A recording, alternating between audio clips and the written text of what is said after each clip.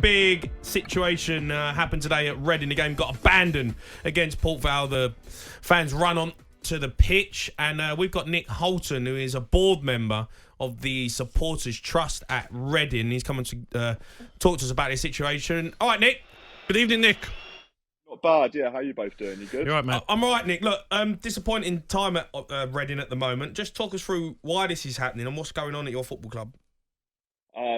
So we've got an owner who's running the club to the ground, basically, asset stripping, not selling the club. We were close to getting a new owner, it seems, maybe I think towards the end of November, and we've just gone backwards there. Players are getting sold on the cheap, staff are being made redundant, and we've just released our assistant manager and head of player development. So I think you'll know Eddie Nedzeki, like really good reputation. He's one of those who've just been let go. Players are now not getting food at the canteen. They've got to sort themselves out, and it's just getting worse and worse and worse. We're just going to lose players.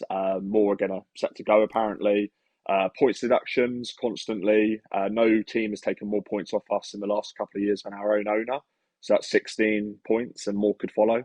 And it's just desperate times at the moment. And today, fans showed their discontent by not just throwing tennis balls on the pitch this time. That was additionally done, but running on the pitch as well, and sitting on the halfway line and not moving till the game was abandoned. Nick, when we heard the news today and we seen that it's been abandoned, we all said in the studio that we don't blame the Reading fans. I mean, even if you look at the table, you probably done the right thing to stop your team from losing another game, and dropping points. But what can be done legally about an owner like this? Because he owns the club. What else can you do? You can't just take the club off him.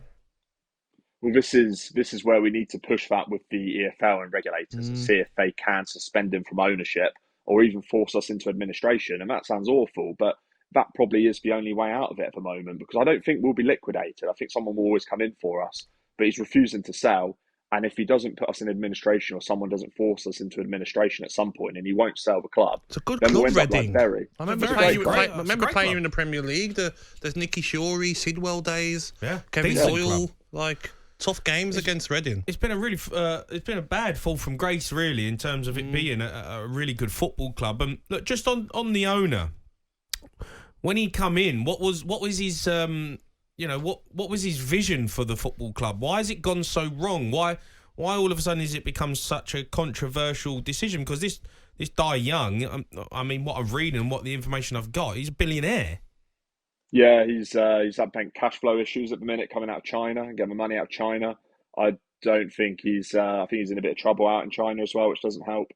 He came in, he had just been refused by, I think it was Harlem, the Premier League at the time, and Premier League refused him to take over, and 6 months later he's Reading owner, and we lost him a playoff final, if you remember, to Huddersfield, and he literally came in during the semi-final against Fulham, and he spent money. He spent it, but he spent it poorly. He spent millions on average players, gave out high wages to players that we couldn't sell these players on because no one else is going to pay him those wages. Liam Moore was on 40k a week apparently, and he's a good player, but 40k a week, we couldn't sell him on after that, and we ended up losing him for free, and we had players on 20 to 40k a week, a number of them, and we were spending, I think, 205% above our turnover at one point on wages, which is just crazy. Yeah. And he's just spent loads of money, poor advice, and gambled on the Premier League, and it's not materialised, and this is where we are. Nick, this sounds exactly like the ex-Villa owner, Tony G. Yeah, I was going to say that, he banked on us to get promoted, and we lost to, I think it was Derby,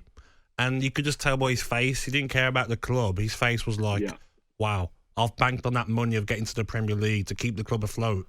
And we were lucky to get the new owners who are amazing at Aston Villa to buy the club.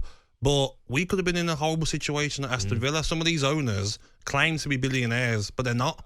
Do you know what I mean? They're billionaires, or they can't get to the money that they need to pump back into the club. Do you know what I mean? So you're in a similar situation where he might have told everyone that he's a billionaire, but really, a lot of his money he can't get to.